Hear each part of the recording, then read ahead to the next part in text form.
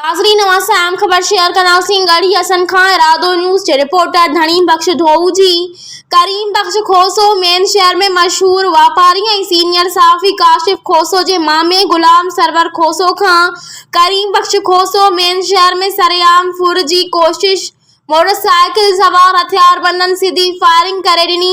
नतीजे में वापारी गुलाम सरवर खोसो मौजज़ाने तौर महफूज रहो।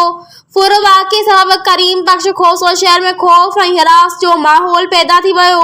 हुन गुलाम सरवर खोसो इरादो न्यूज़ सां ॻाल्हाईंदे चयो त मामले जो एसएसपी जैकबाबाद सैयद सलीम शाह फौरी नोटिस वठी मुलविस जवाबदारनि खे गिरफ़्तार कयो वञे। असां शहरियुनि जी जान ऐं माल जो तहफ़्फ़ुज़ यकीनी बणायो वञे। अस्सलाम वालेकुम, मैं हूं आमिर हुसैन अल रहीम मार्केटिंग की तरफ से।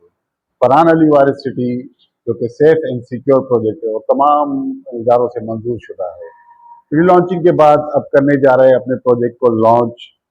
प्री लॉन्चिंग रेट्स जो कि 180 गज का प्लॉट 3,36,000 का था और उसकी इंस्टॉलमेंट थी 5,600 और अब करने जा रहा है इसको 5 लाख पे।